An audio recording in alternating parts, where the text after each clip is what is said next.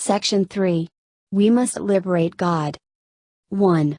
To complete the providence of restoration, we must restore all levels that were not completed.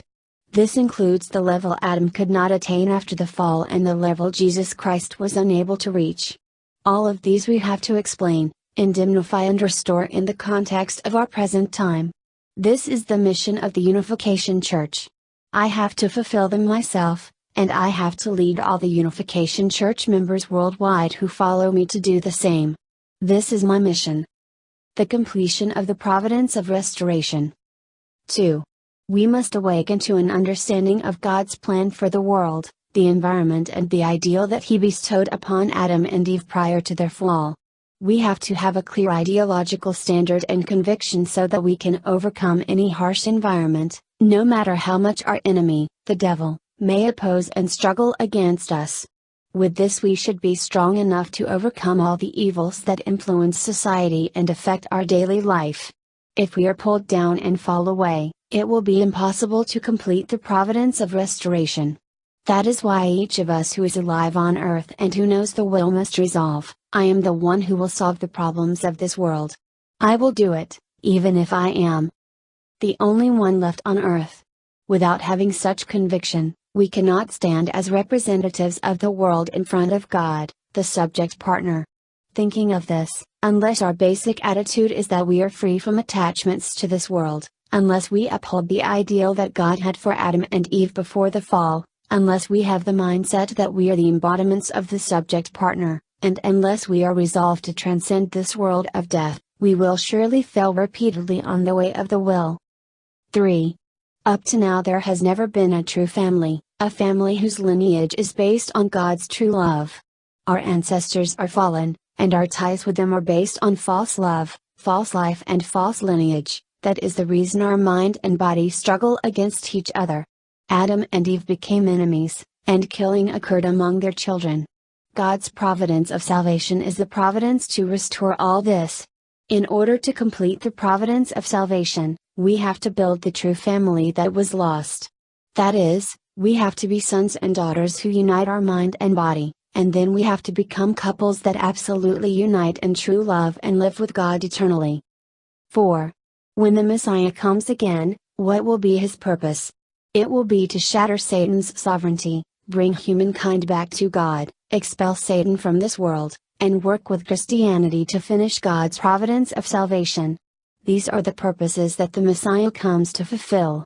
In other words, the mission of the Messiah is to complete the providence of restoration for the sake of returning to the original world of God's will. 5. The Lord of the Second Advent comes to complete the foundation of God's providence of restoration that Jesus left. Specifically, He comes to perfect the ideal of true parents, who are the origin of God's true love, true life and true lineage. Thus, He is the original seed for completing the ideal of creation. He comes upon the victorious foundation of the fundamental providence on God's side that had been completed up to the time of Jesus. This means that He comes directly upon the foundation of the victories that Jesus established in His life up through the time of His maturity as an individual. Then He fulfills the tasks that Jesus left to be accomplished later. These are to find His bride, to become the true parents, and to save all of humankind. 6. Jesus was to be the parent of all human beings. He was sent by God to be the second parent. For the victorious third parent to appear, He must build on what Jesus accomplished as He strove to become the second parent. This is logical. For Jesus to become the second parent, He had to restore the position of Adam and Eve, who should have been the first parents. Yet He was unable to restore the position of the first parents, which would have been His victorious foundation to be the second parent. Because Jesus died before He could lay this foundation, the providence was prolonged to a third attempt. Therefore, the returning Lord, who comes for this third attempt, must establish a victorious foundation by indemnifying, both spiritually and physically, the failure of Adam and Eve, the first parents, and the work of Jesus and the Holy Spirit, who came in the position of the second parents. If He does not do so, He cannot emerge on earth with His bride as the victorious true parents. 7.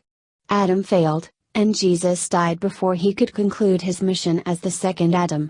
Hence, it is the Lord of the second advent, coming as the third Adam, who must complete their missions both spiritually and physically and eliminate Satan's domain and sovereignty. He must finish the providence of salvation and guide the world to return to God's original perfect ideal.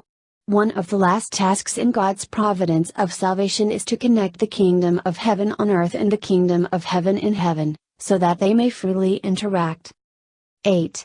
The people who are in the spirit world and the people who live on earth come from different time periods. Nevertheless, when they live according to true parents' principled path, all the barriers between them will be broken down.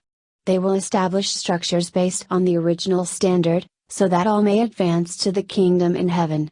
When all people do this, true parents' mission will be conclusively completed.